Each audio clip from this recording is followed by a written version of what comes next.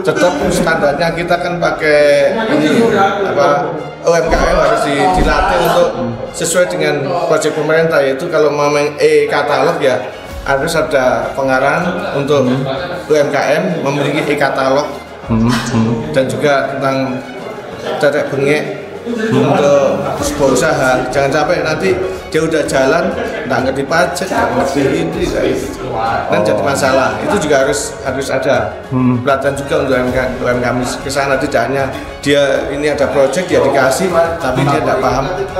Tambah yang kasihan mereka juga lah.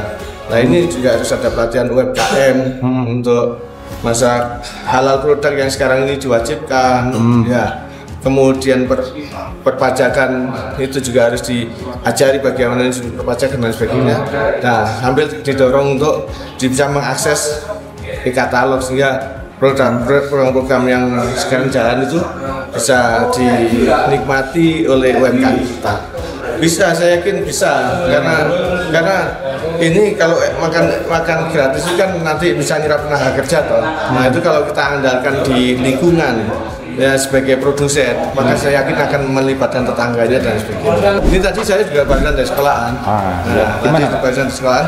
Jika sekolahan sekarang masih karena ini hal yang baru, maka memang ada pertanyaan seperti apa nanti menunya, kemudian kira-kira anak-anak didik itu mau apa enggak makan itu. Jangan sampai biaya yang kita sudah keluarkan ternyata tidak diserap oleh anak didik sehingga makan itu jadi tidak terkonsumsi dengan baik. Nah ini nanti juga akan apa kita dorong pemerintah sebelum melakukan itu survei tentang pola makan anak-anak dan sebagainya, mungkin juga dari pihak sekolah kapan waktunya makan sehingga betul-betul anak itu waktu lapar apapun yang disajikan karena dia bergizi. Kadang-kadang bergizi belum tentu anak-anak juga mau, tapi bergizi yang bisa dinikmati anak-anak itu yang kita perlukan. Jadi yang namanya makan bergizi kan tetap cukup untuk memenuhi gizi anak-anak. Yang kedua, memang anak-anak harus ada minat untuk makan itu. Ya ini yang buat anak-anak minat ini yang harus ada edukasi tersendiri. Dan mungkin juga bentuk-bentuk makanan yang disajikan bukan hanya sekedar makanan seperti orang dewasa nasi kotak terus kasihkan gini. Mungkin anak ada pola-pola bikisan tersendiri terhadap penyajian makanan itu. Jadi kalau ini kita coba nanti yang menangani ada di dinas apa. Kalau memang ada di komisi kita di komisi D, ya kita. Tapi kalau di ketahanan pangan tidak tahu di dinas. Kalau memang ada di Pangan di ketahanan pangan nanti ada di komisi B yang kita dorong. Kebetulan saya sekarang ketua fraksi, kita punya anggota di komisi A, komisi B, komisi C maupun komisi D. Jadi kita punya anggota semua dan kita bisa mengawal dari kegiatan ini di semua komisi. Berkaitan dengan kesehatan, ini kan kita sudah berapa tahun ini kan kita UHC toh. Ya.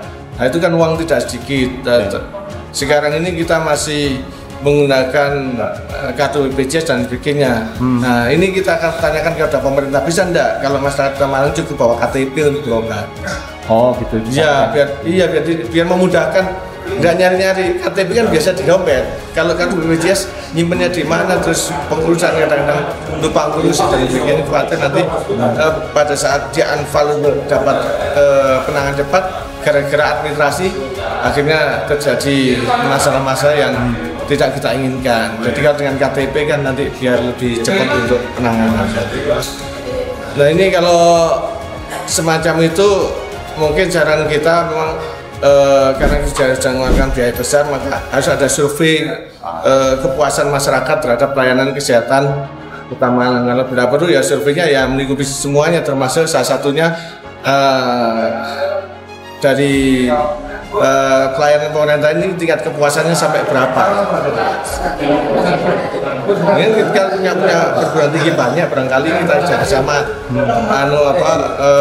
mereka kan biasanya ada pengabdian. Nah, barangkali pengabdian kita arahkan untuk menjadi survei terhadap pelayanan publik. Kan di Dewan juga tidak ada dana itu kan, tapi kan di perguruan tinggi ada kerjasama dengan masyarakat dan sebagainya. Kalau kita arahkan bisa ya kita minta survei aja ke sana.